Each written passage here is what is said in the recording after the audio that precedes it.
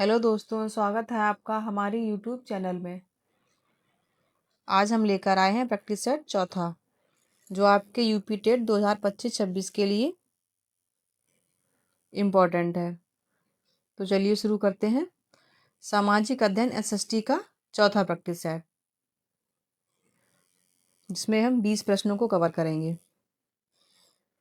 तो चलिए शुरू करते हैं। क्वेश्चन नंबर 1, मोहनजोदड़ो किस नदी के किनारे बसा था? इसके ऑप्शन है। ऑप्शन ए गंगा नदी, ऑप्शन बी यमुना नदी, ऑप्शन सी रावी नदी, ऑप्शन डी सिंधु नदी। क्वेश्चन 1 का राइट आंसर है ऑप्शन डी, सिंधु नदी। मोहनजोदड़ो सिंधु नदी सभ्यता का प्रमुख नगर था, जो पाकिस्तान और सिंधु नदी के किनारे स्थित था। मोहनजोदड़ो सिंधु नदी के किनारे बसा था। यह पाकिस्तान के सिंध प्रांत के लारकाना जिले में सिंधु नदी के पश्चिमी किनारे पर स्थित था। ये इसका जिला भी पूछा जा सकता है कि कौन से जिले में, तो लारकाना जिले में स्थित था जो मोहनजोदड़ो था। और यह सिंधु नदी के बाढ़ के मैदान में स्थित था। और ये भी कहा जाता है कि ये मोहनजोदड़ो की जो समाप्ति का जो ख़त्म होने का जो कारण था, वो ये भी एक कारण था कि बाढ़ की, कि वहाँ पे जो बाढ़ वाला मैदान था, इस वजह से वहाँ बाढ़ आने के कारण वो जो नगरीय सभ्यता थी वो ख़त्म हो गई थी। और यह सिंधु घाटी सभ्यता का प्रमुख और सबसे बड़ा स्थल था। जो मोहनजोदड़ो, जितने भी हड़प्पा सभ्यता के जितने भी स्थल पाए गए थे, उनमें सबसे बड़ा मोहनजोदड़ो ही था। और इस शहर की खोज 1922 में राखालदास बनर्जी ने की थी। ये भी इम्पोर्टेंट है, ये कई बार एग्जाम में पूछा गया है, कब हुई थी और किसने की थी। तो 1922 में राखालदास बनर्जी ने इसकी खोज की थी। Next question, question number 2, Ashok किस राजवंश से संबंधित था? Option A Maurya, option B Gupta, option C Kushan, option D Nanda. Question 2 का राइट आंसर है ऑप्शन ए मौर्य। अशोक मौर्य वंश का प्रसिद्ध सम्राट था, जिसने बौद्ध धर्म का प्रचार किया। अशोक मौर्य राजवंश से संबंधित था। वह मौर्य वंश के तीसरे सम्राट थे। ये भी याद रखना है कि ये तीसरे सम्राट थे। पहले तो चंद्रगुप्त थे जो इनके दादा थे वो, उसके बाद इनके पिता जो बिंदुसार थे वो, उसके बाद में फिर अशोक सम्राट बनते हैं, जिन्होंने लगभग 200 268 ईसा पूर्व से 232 ईसा पूर्व तक शासन किया था। उनके दादा चंद्रगुप्त मौर्य ने इस वंश की स्थापना की थी। राजा जो चंद्रगुप्त मौर्य थे, उन्होंने मौर्य वंश की स्थापना की थी। और इनके पिता बिंदुसार दादा चंद्रगुप्त मौर्य साम्राज्य के मगध के सम्राट और भारतीय उपमहाद्वीप के बड़े हिस्से पर शासन किया था। क्योंकि जो चंद्रगुप्त थे, इन्होंने मौर्य साम्राज्य की स्थापना की थी। और कहा जाता है कि इनका जो साम्राज्य था वो अखंड भारत का सपना था। और इन्होंने अखंड भारत पर राज्य किया था, पूरे दक्षिण से लेके और उत्तर कश्मीर से लेके दक्षिण में कन्याकुमारी तक, और पूरब और पश्चिम में अफगानिस्तान से लेकर और पूर्व तक इनका साम्राज्य था। तो इनका अखंड भारत जो था, उस पे चंद्रगुप्त मौर्य ने ही शासन किया था। Next question, question number 3, Delhi सल्तनत की स्थापना किसने की थी?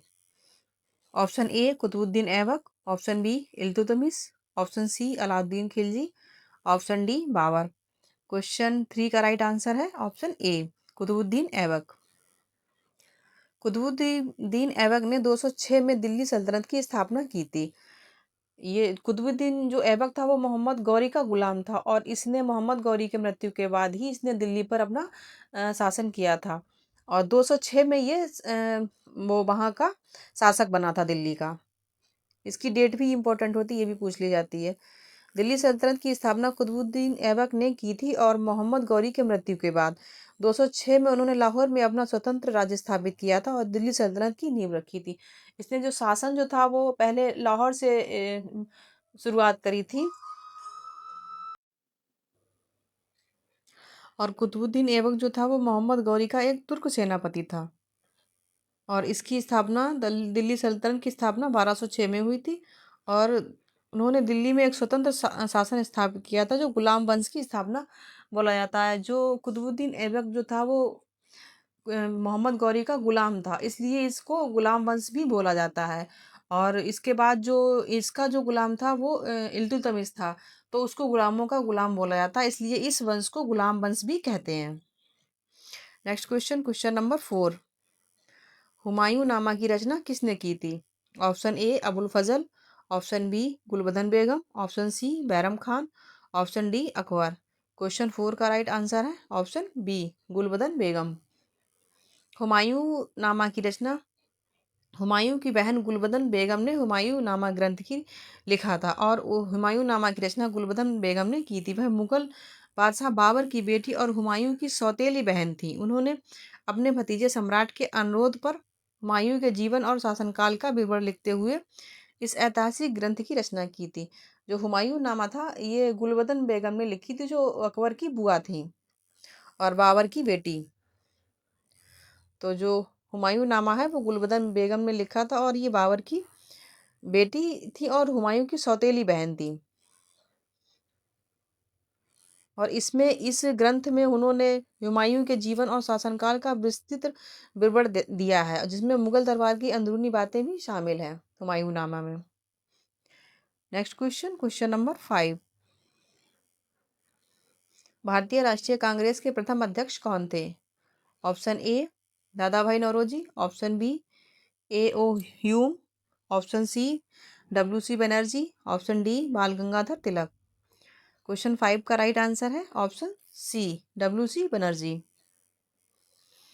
1885 में आयोजित कांग्रेस के प्रथम अधिवेशन की अध्यक्षता डब्ल्यू सी बनर्जी ने की थी और इसकी स्थापना 28 दिसंबर 1885 को भारतीय राष्ट्रीय कांग्रेस की स्थापना गोपाल दास तेजपाल संस्कृत कॉलेज में बम्बई में हुई थी, जिसमें 72 प्रतिनिधियों ने भाग लिया था और ह्यूम ने इसके महासचिव के रूप में कार्यभार संभाला था। और बेमेश चंद्र बनर्जी, जिनको डब्ल्यू सी बनर्जी भी कहा जाता है, उन्होंने इसकी अध्यक्षता की थी। तो क्वेश्चन 5 का राइट आंसर है option C W C Banerjee. Next question, question number 6। असहयोग आंदोलन कब प्रारंभ हुआ था? Option A 1919, option B 1920, option C 1930, option D 1942। तो क्वेश्चन 6 का राइट आंसर है ऑप्शन बी 1920। महात्मा गांधी ने जलियांवाला बाग हत्याकांड के विरोध में 1920 में असहयोग आंदोलन प्रारंभ किया था और असहयोग आंदोलन 5 सितंबर 1920 को महात्मा गांधी के नेतृत्व में शुरू हुआ था। इसकी डेट भी इम्पोर्टेंट है कि किस डेट को शुरू हुआ किया गया था। तो 5 सितंबर 1920 को असहयोग आंदोलन शुरू किया गया था और यह आंदोलन भारतीय राष्ट्रीय कांग्रेस के कलकत्ता अधिवेशन में शुरू हुआ था। ये भी याद रखना है कि जो कलकत्ता अधिवेशन जो हुआ था भारतीय राष्ट्रीय कांग्रेस का, इसमें इसकी घोषणा की गई थी और बाद में दिसंबर 1920 में नागपुर अधिवेशन में इसे अपनाया गया था। इसकी जो घोषणा थी वो कलकत्ता अधिवेशन में की गई थी और इसको अपनाया इसमें नागपुर अधिवेशन में गया था। तो 5 सितंबर 1920 में 20 को महात्मा गांधी के द्वारा असहयोग आंदोलन शुरू किया गया था और इसका जो मुख्य उद्देश्य जो था वो था ब्रिटिश सरकार से असहयोग करके शांतिपूर्ण तरीके से स्वराज प्राप्त करना। इसमें ये था कि ब्रिटिश सरकार को सहयोग ना करके सरकारी या किसी भी तरह से सरकारी या व्यक्तिगत रूप से या किसी भी कार्य में सहयोग ना करके और स्कूल में सहयोग ना करके, इस तरह की जो गतिविधियां थी इनमें सरकार का सहयोग ना करके असहयोग करके हम असहयोग आंदोलन प्रारंभ किया गया था और इस तरह से हम अपना स्वराज्य प्राप्त कर सके, ये इसका उद्देश्य था।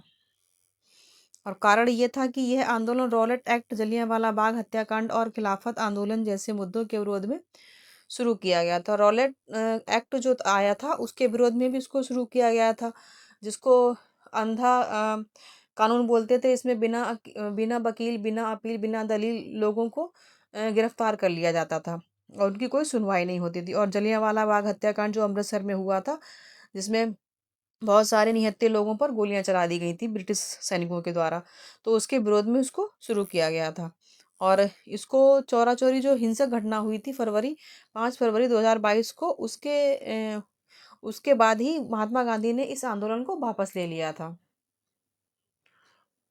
Next question, question number 7। Bharat में न्यायपालिका का सर्वोच्च निकाय कौन है? ऑप्शन ए राष्ट्रपति, ऑप्शन बी सर्वोच्च न्यायालय, ऑप्शन सी प्रधानमंत्री, ऑप्शन डी संसद। क्वेश्चन 7 का राइट आंसर है ऑप्शन बी सर्वोच्च न्यायालय। सर्वोच्च न्यायालय भारत में न्यायपालिका का सर्वोच्च निकाय सर्वोच्च न्यायालय है।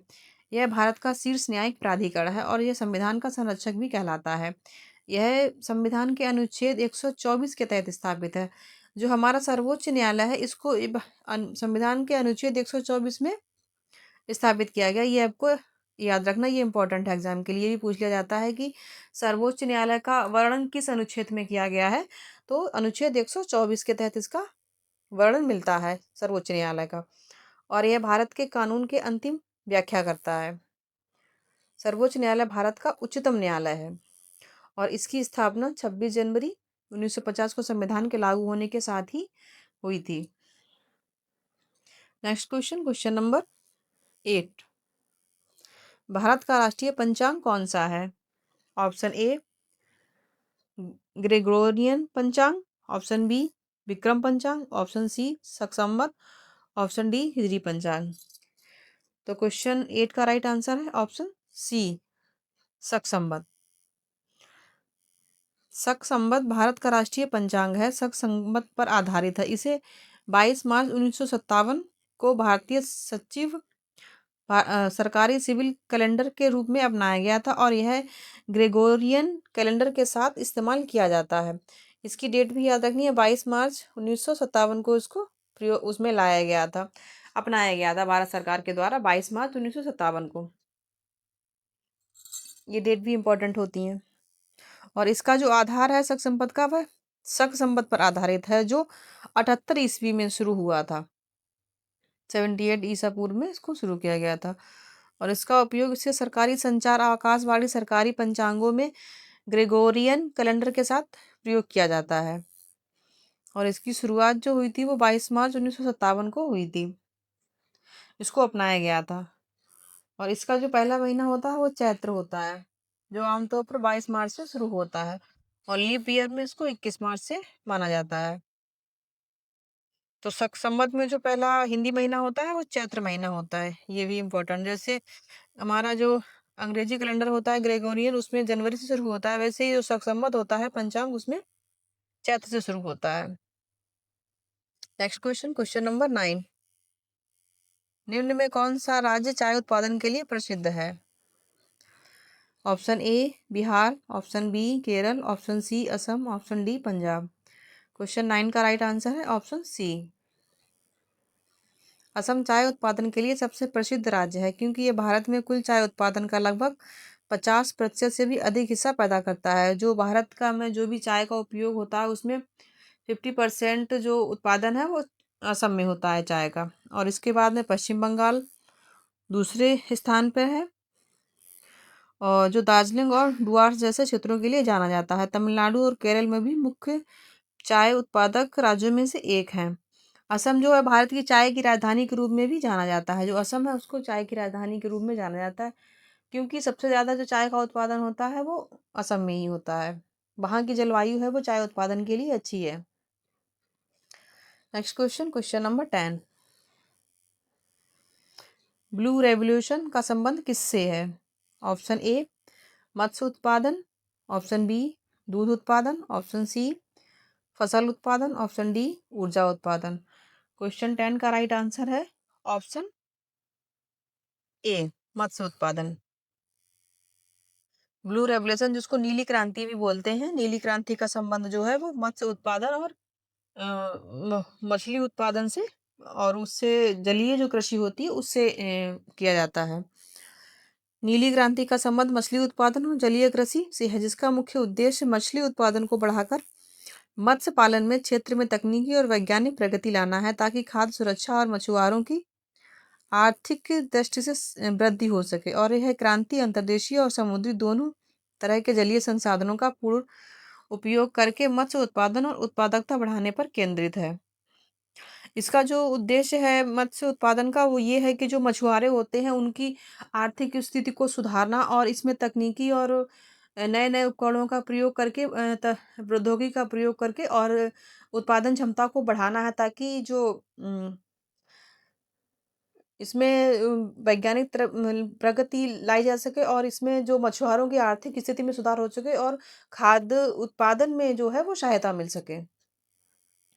और इसका जो उपयोग है वो अंतर्देशीय जो देश के अंदर जो जैसे नदियाँ वगैरह होती हैं और झीलें वगैरह उनमें और समुद्री दोनों में किया जाता है। तो इसका जो उत्पादन में वृद्धि, मछली और जलीय जीवों के उत्पादन को बढ़ाना है इसका उद्देश्य। और मछुआरों और मछली किसानों की आय में वृद्धि करना है, जो भी छोटे किसान होते हैं उनको। और खाद्य और पोषण में वृद्धि करना, जल संसाधनों का प्रयोग करके खाद्य और पोषण में सुरक्षा प्रदान करना है। Next question, question number 11। Bharat की जलवायु किस प्रकार की है? ऑप्शन ए शुष्क, ऑप्शन बी उष्णकटिबंधीय मानसूनी, ऑप्शन सी मरुस्थलीय, ऑप्शन डी समशीतोष्ण। क्वेश्चन 11 का राइट आंसर है ऑप्शन बी उष्णकटिबंधीय मानसूनी। भारत की जलवायु मोटे तौर पर उष्णकटिबंधीय मानसूनी कहा जाता है, जो मानसूनी हवाओं के कारण आर्द्र और शुष्क मौसम के अलावा अलग अलग पैटर्न प्रदर्शित करती है।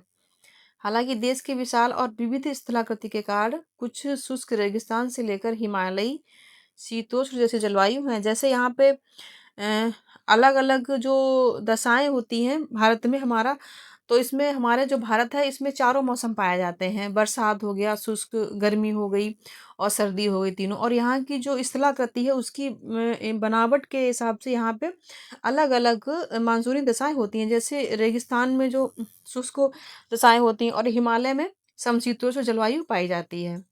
और जो मैदानी क्षेत्र होते हैं वहाँ पे उष्णकटिबंधीय जलवायु पाई जाती है। तो यहाँ पे अलग अलग स्थलाकृति के हिसाब से अलग अलग मानसूनी और मानसून भी जलवायु दशाएं हैं वो पाई जाती हैं।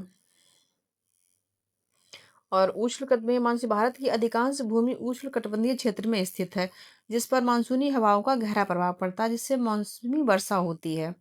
और आर्द्र और शुष्क जो होती है वो ग्रीष्म, बरसात और सर्दी जैसे अलग अलग मौसम होते हैं। ये भी जैसे मैदानी एरिया हो गया, यहाँ पे बरसात ज़्यादा होती है, वहाँ पे इस तरह की जलवायु दशाएं होती हैं। और उत्तर में हिमालय क्षेत्र में समशीतोष्ण जलवायु पाई जाती है। और पश्चिम में शुष्क और अर्ध जो रेगिस्तान वाला एरिया हो गया, जैसे गुजरात और राजस्थान, यहाँ पे शुष्क जलवायु पाई जाती है। और जो हिमालय उत्तर जहाँ पहाड़ी इलाका है वहाँ पे समशीतोष्ण जलवायु पाई जाती है। और तटीय क्षेत्र हो गए जहाँ पे अधिक सुखद जलवायु पाई जाती है। Next question, question number 12।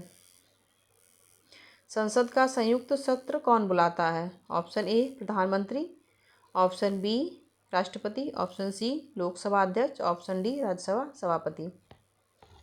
Question 12 का राइट आंसर है ऑप्शन बी राष्ट्रपति। राष्ट्रपति संसद का संयुक्त सत्र भारत के राष्ट्रपति द्वारा बुलाया जाता है। इस बैठक की अध्यक्षता लोकसभा अध्यक्ष करते हैं। यदि लोकसभा अध्यक्ष अनुपस्थित हैं तो लोकसभा के उपाध्यक्ष और उनकी अनुपस्थिति में राज्यसभा के अध्यक्ष अध्यक्षता करते हैं। जो संसद की संयुक्त बैठक होती है उसको आहूत तो राष्ट्रपति ही करते हैं, और लेकिन उसकी अध्यक्षता जो है वो लोकसभा अध्यक्ष ही करते हैं। और उनकी अनुपस्थिति में उपाध्यक्ष, और या अगर उपाध्यक्ष अनुपस्थित हैं तो राज्यसभा अध्यक्ष। वैसे इनको आहूत करने का अधिकार, जो संयुक्त बैठक बुलाने का अधिकार है, वो राष्ट्रपति के पास है। तो राष्ट्रपति ही संयुक्त बैठक को बुलाते हैं और इसकी अध्यक्षता लोकसभा अध्यक्ष करते हैं। Next question, question number 13। Champaran आंदोलन किससे संबंधित था?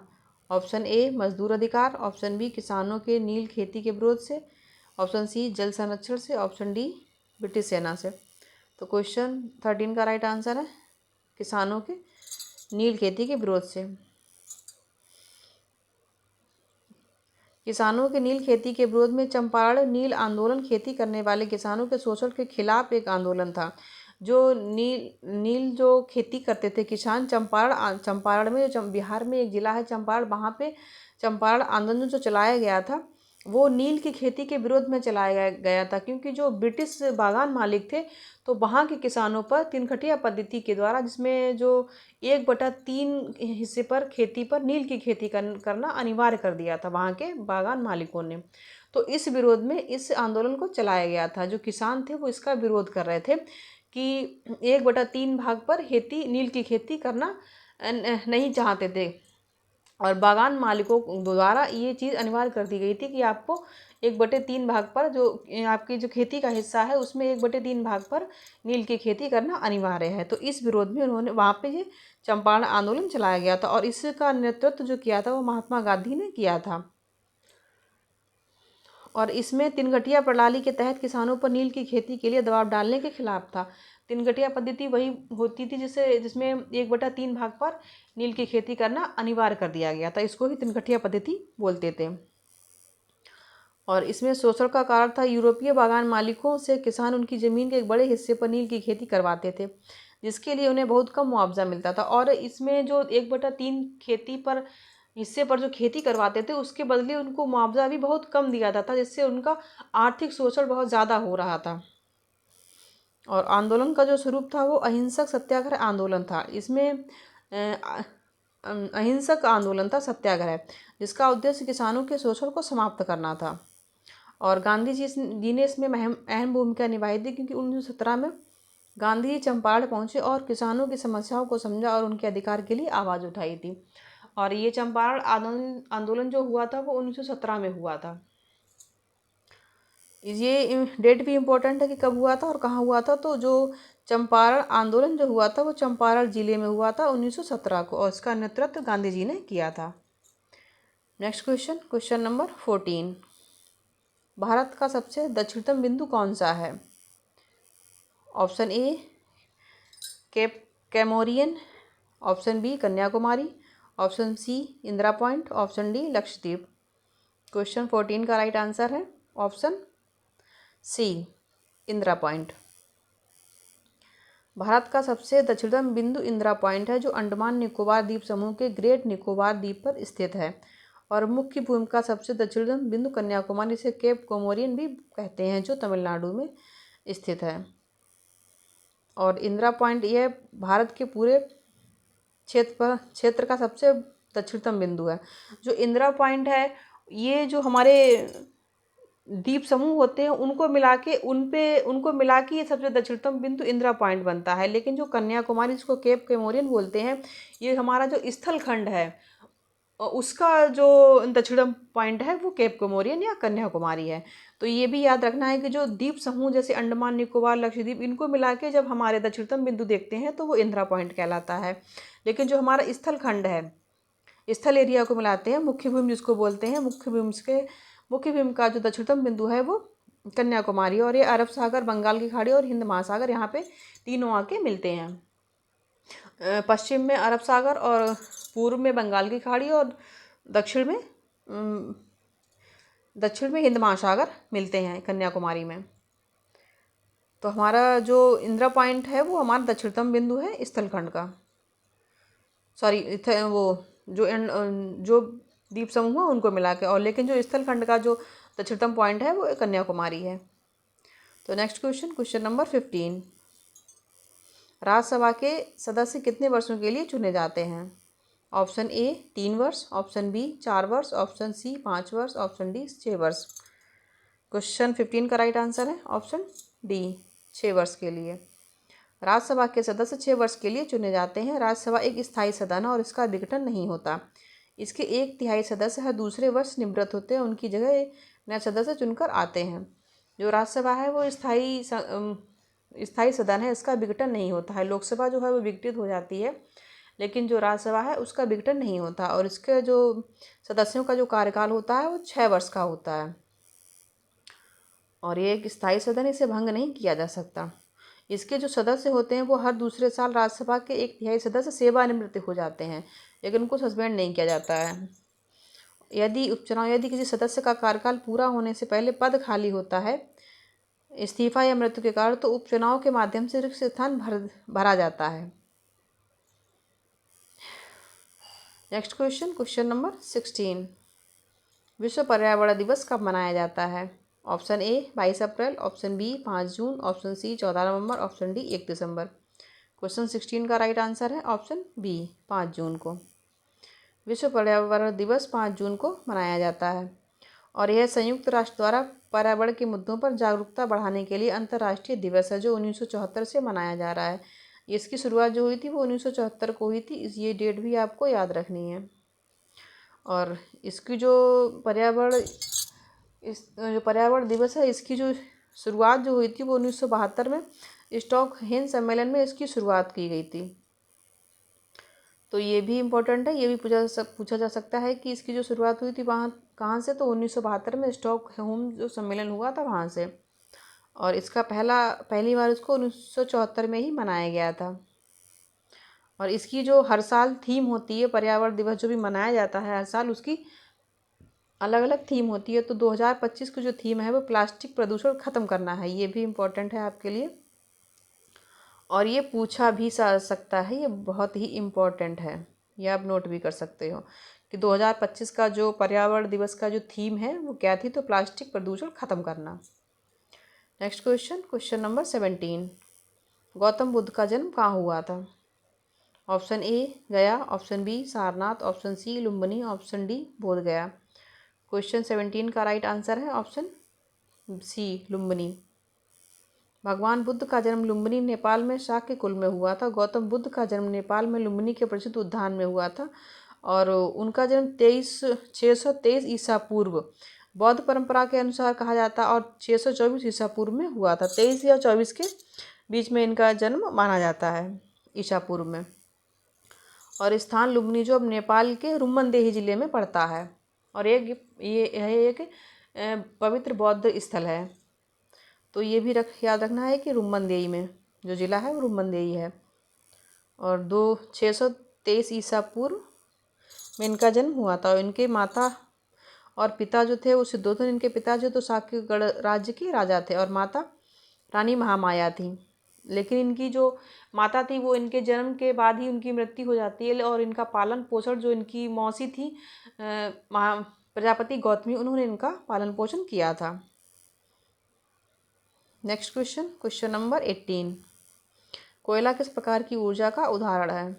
ऑप्शन ए नवीकरणीय, ऑप्शन बी अनवीकरणीय, ऑप्शन सी सौर, ऑप्शन डी जैविक। तो क्वेश्चन 18 का राइट आंसर है ऑप्शन बी अनवीकरणीय।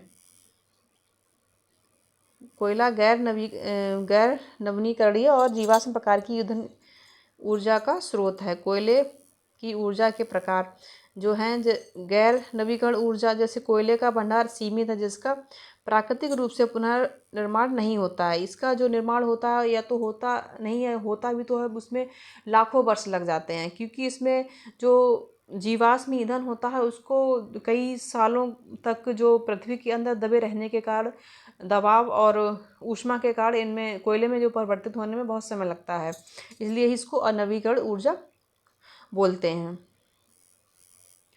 और यह जीवाश्म ईंधन जैसे पृथ्वी के नीचे दबे लाखों पुराने पौधों के अवशेषों से बनता है, इसलिए इसे जीवाश्म ईंधन की श्रेणी में रखा जाता है। और इसके ऊष्मा ऊर्जा ही निकलती है, जैसे कोयले को जलाने से बहुत सारी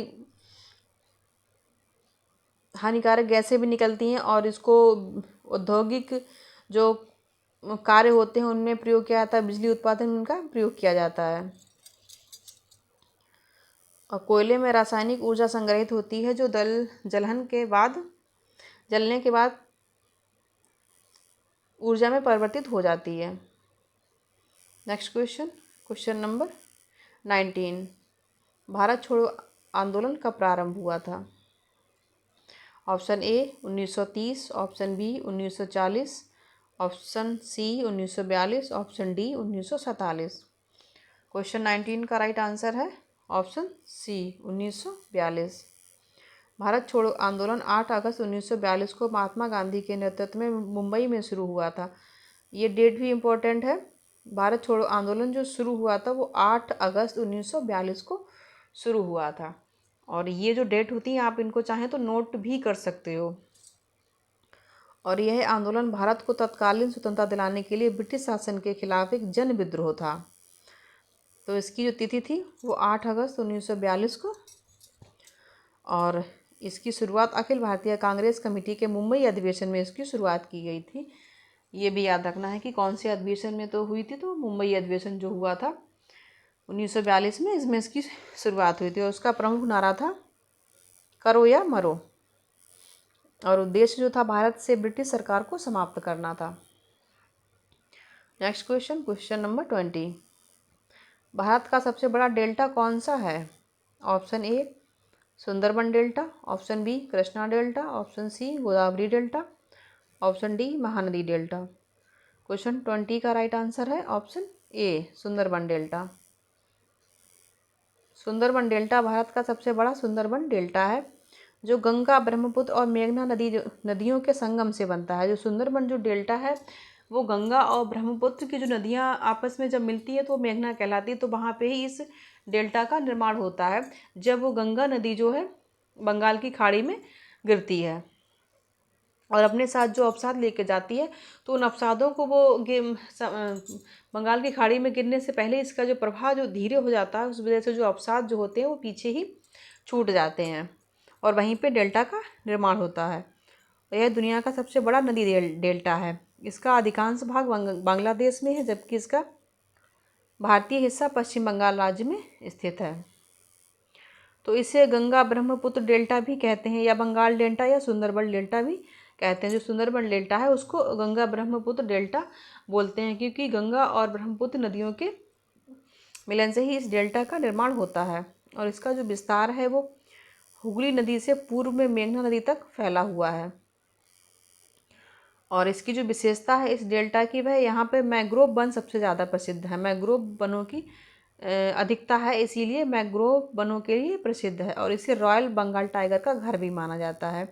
जो रॉयल बंगाल टाइगर जो हमारा राष्ट्रीय पशु है वहाँ पे निवास माना जाता है। और महत्व यह दुनिया के सबसे उपजाऊ क्षेत्रों में से एक है और यहाँ चावल, चाय, जूट जैसी फसलों उगाई जाती हैं क्योंकि जब नदियाँ अपने साथ प्रवाह के साथ जब बहुत सारे अवसाद लेके जाती हैं और जो अवसाद ही जो पीछे छूट जाते हैं वहीं पे डेल्टा का निर्माण होता है और जो भूमि जो बनती है वो बहुत ही उपजाऊ होती है जो चावल और जूट की खेती के लिए बहुत ही ज़्यादा उपयोगी मानी जाती है। और इस डेल्टा में ही चाय, चावल और जूट की खेती सबसे ज़्यादा होती है। तो ये थे हमारे 20 क्वेश्चन। मिलते हैं नेक्स्ट प्रैक्टिस सेट में एक नए प्रैक्टिस सेट के साथ। तब तक के लिए बने रहिए हमारे साथ। तब तक के लिए नमस्कार। ऐसे ही यूज़फुल वीडियो पाने के लिए वीडियो को लाइक और हमारे चैनल को सब्सक्राइब करें ताकि हमारे हर वीडियो की नोटिफिकेशन आप तक पहुंचती रहे। धन्यवाद।